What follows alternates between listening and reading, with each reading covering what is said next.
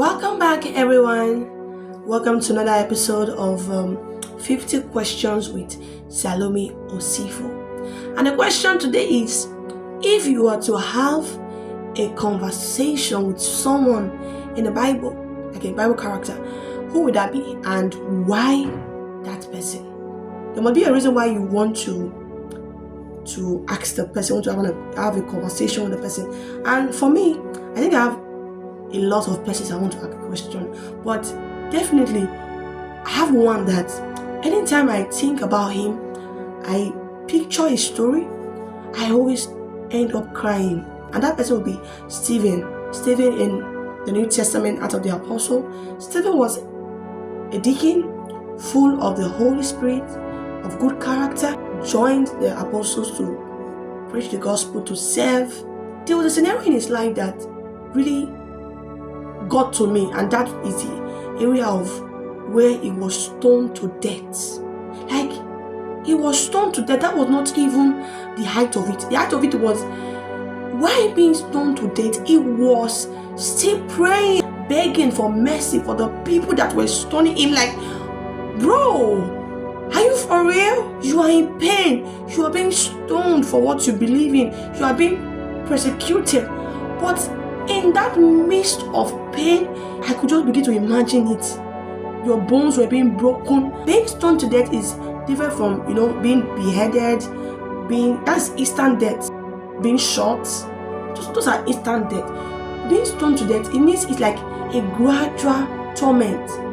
You can imagine the amount of stones that we have to stone him until he finally gave up the ghost, until he finally died. In every attempt of the stoning, of the pain, of the bruises, of the torment, he was pleading, he was begging for their lives. I can't just begin to imagine it. It's one of the stories that I don't like to read in the Bible, because I feel Stephen was not a human. I normally think he's an angel. I could literally feel myself in his shoes, going through different series of pain at the moment, and that instant I am not thinking of the pain I am going through. Instead, I am focusing on God. I want to ask him, like, bro, what were you seeing in that moment?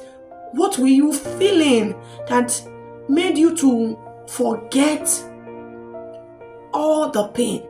Because right here, just little we go through, we are overwhelmed.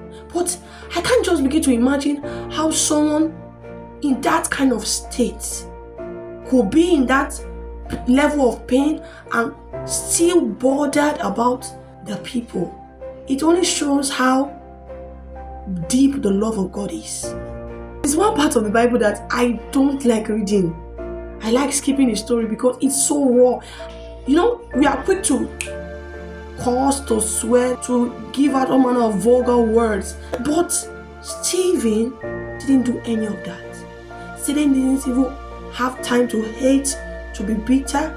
He was only asking. In that part of Acts 7 verse 60, he said, Lord, charge not their sin. Don't hold this sin against them. Like killing me. Like, don't hold this debts, this murder against them. Forgive them. How many of us can be able to do what Stephen did? So you could imagine what Jesus had to go through on the cross. Even before the cross, like being beaten, being mocked, spat on, ridiculed, insulted. There are people that you literally did everything for, all went behind and made life so unbearable. But he laid down his life for us. Stephen was stoned to death before his very eyes, felt all the episodes of pain before finally losing it. So you can see that the love of God knows no bound. So many of us may have been wronged in time past, may even be wronged now or in the future, but it cannot be measured to what Jesus went through. These people lost their lives and they harbored no hatred, no unforgiveness towards them. I don't know what was done to you, but in as much as you are alive, you are watching this video, it shows that you are still very, very much alive. Forgive them. Let it go. If Stephen at his death could still forgive, how about us who are very much alive, healthy? Was it painful? Yes. Or people that you gave your all for, you didn't expect. You know, I may not be able to explain how deep the hurt was for you, but God understood it because He too went through a deeper level of pain and betrayal. Imagine someone you ate with every day, you fed, you took care of, went and sold you out for how much? 30 pieces of silver. For the prophecy to be fulfilled, everything happened. So I want to tell you that there is purpose in your pain. Most times what we go through, you may not like what it is, but it's an experience to help others. It's better that we're hurt that moment than to hold on to the fake assumption of life. It's better to cry now than cry later. I always say, it's better to know the reality of life and know where you stand than be deceived and think that you are all on the same side. So my dear, yes, you were hurt. Let it go. It brought trauma to you. It was abuse, everything. God is telling you, I went through a deeper form of hurt. I went through a deeper form of betrayal. I literally lost my life in the process. But I love you. I forgive you. If possible, every day, just say, I forgive. I let go. I love.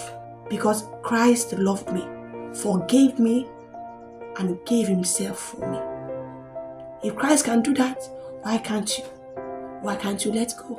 Of course you can let go. Of course you can love again.